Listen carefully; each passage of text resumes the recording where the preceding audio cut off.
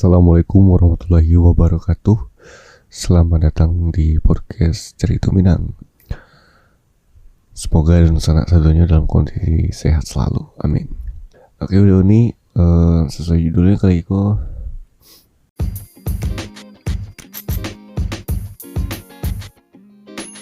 Halo dun sana, kalau dun sana alun tahu tentang Anchor, jadi nyotu tampil paling gampang untuk buat podcast. Nah, Anchor tuh perai, sudah tuh inyo ada alai itu yang bisa merekam cuma edit podcast langsung dari HP ataupun komputer sana. Beko, Anchor akan mendistribusikan podcast Dun Sana ke Spotify. Dan yang terakhir, Dun Sana bisa cuma hasilan pitih dari podcast tanpa pandangan minimum. Sadola yang Dun Sana butuhan ada di Anchor. Unduh aplikasi Anchor secara perai atau buka anchor.fm untuk memulai.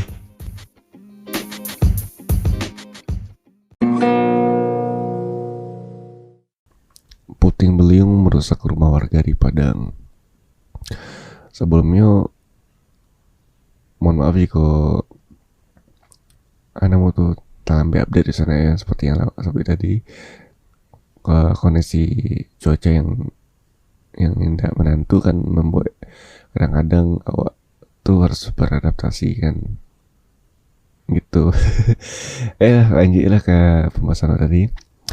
Hujan dan angin kencang yang terjadi di Kota Padang menyebabkan belasan pohon tumbang. Kejadian itu juga dibarengi dengan angin puting beliung. Menurut data BPBD Padang, terdapat 15 kejadian pohon tumbang dan 1 puting beliung sejak Rabu 31 Maret 2021 siang. Pohon tumbang 14 kejadian, puting beliung 1 kejadian, kata BPBD Padang.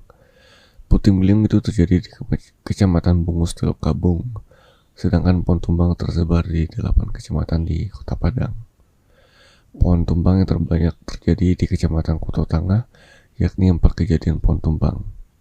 Di wilayah itu, pohon tumbang menimpa rumah warga dan menghambat akses jalan dan aliran sungai.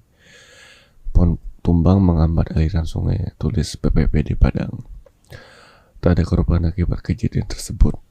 BPBD meminta masyarakat berhati-hati mengingat cuaca hujan dan angin kencang yang masih sering terjadi.